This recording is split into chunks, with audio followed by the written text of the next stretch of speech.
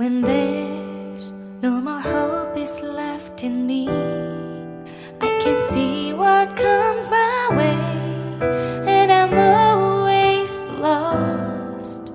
There's nowhere else to go. All I do is fall. Feels like I can make it more than I could bear. Giving up is all that I can surrender to you.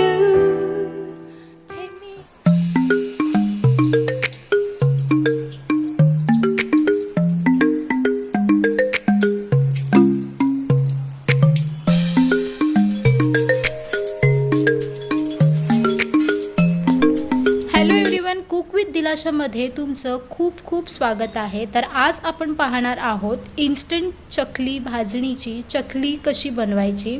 त्यासाठी आपण घेतलेली आहे बेडेकरची instant चकली भाजणी।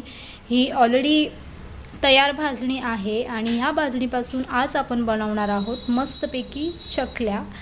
तर recipe शेवटपर्यंत पहा आणि आवडला जरूर लाईक शेअर आणि चॅनलवरती नवीन असाल तर सबस्क्राइब करा।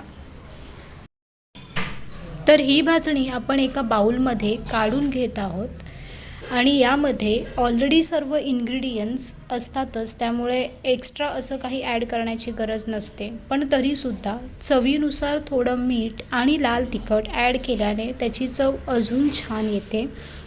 त्यामुळे आपण यामध्ये ॲड करणार आहोत लाल तिखट आणि मीठ। तर इथे मी लाल तिखट यासाठी ॲड केलेलं आहे कारण घरी सगळ्यांना चकली तिखट आवडते, त्याच्यामुळे एक्स्ट्राचं थोडं लाल तिखट 2 स्पून मी ॲड केलं आहे। जर तुम्हाला तसं नको हवं असेल तिखट तर तुम्ही फक्त मीठ ॲड करून ते मिक्स करून घेऊ शकता। तर आता यामध्ये आपण तीळ ॲड करणार आहोत आणि तीळ ॲड केल्यानंतर खूपच छान टेस्ट येते चकलीला आणि चकलीसुद्धा छान दिसते। तर आता एक पातेला घेतलेला आहे मोठा आणि यामध्ये आपण पाणी ॲड केलं आहे। तर जी भाजणी घेतली होती ती भाजणी मी मोजून घेतली आहे। तर 3 वाट्या भाजणी झाली म्हणून 3 वाट्या आपण इथे पाणी घेतलं आहे आणि पाणी छान बॉईल करायचं आहे आणि त्यामध्ये आपल्याला ॲड करायचं आहे ऑइल। तर ऑइल मी 1.5 मोठे स्पून घेतलेले आहेत आणि त्याने छान अशी आपली चकलीची भाजणी मस्त खुसखुशीत होईल आणि चकली त्यामुळे छान क्रंची आणि खुसखुशीत होणार आहे। तर इथे एक मोठी परात घेतली आहे आणि त्यामध्ये ही भाजणी मी मोजून घेतली होती। तर आता ही भाजणी आपण या पाण्यामध्ये ॲड करणार आहोत। सर्व भाजणी व्यवस्थित आपल्याला याच्यामध्ये ॲड करायची आहे आणि मस्तपैकी पाण्याला उकळता पाण्यामध्ये आपल्याला हे ॲड करायचं आहे। पाण्याला व्यवस्थित बॉईल घ्यायचं आहे आणि सर्व हे मिश्रण छान मिक्स करून घ्यायचं आहे। एक जीव सगळीकडे पाणी व्यवस्थित सर्व मिक्स झालं पाहिजे।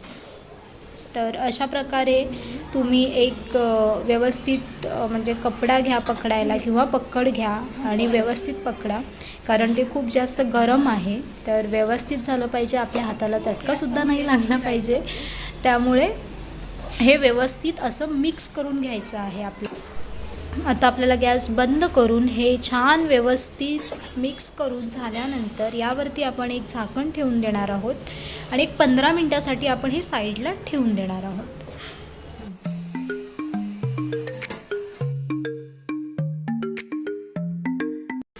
तर 15 मिनिटं झालेले आहेत आणि आता आपण ही भाजणी काढून घेतलेली आहे। एका परातीमध्ये आपल्याला काढून घ्यायची आहे आणि थोडं थोडं आपण आता मळून घेणार आहोत।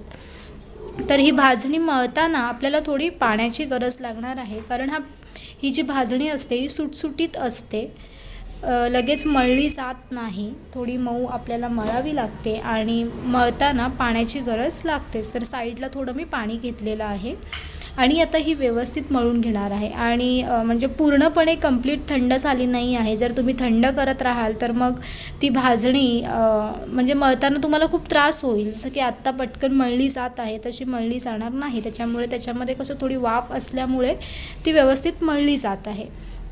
तर अशा प्रकारे ही भाजणी मी छान व्यवस्थित अशी मळून घेत आहे आणि त्यानंतर आपल्या चकल्या छान क्रंची खुसखुशीत चकल्या अशा तयार होणार आहेत। तर आपण तुम्ही पाहिलंतच की भाजणी मळून साईडला ठेवली होती। आता एक गोळा घेतलेला आहे आणि या चकलीच्या साच्यामध्ये आपण ॲड करणार आहोत आणि चकलीच्या साच्यामध्ये व्यवस्थित ते प्रेस करून आपण भरणार आहोत आणि मग झाकण लावून आपण चकल्या पाडणार आहोत.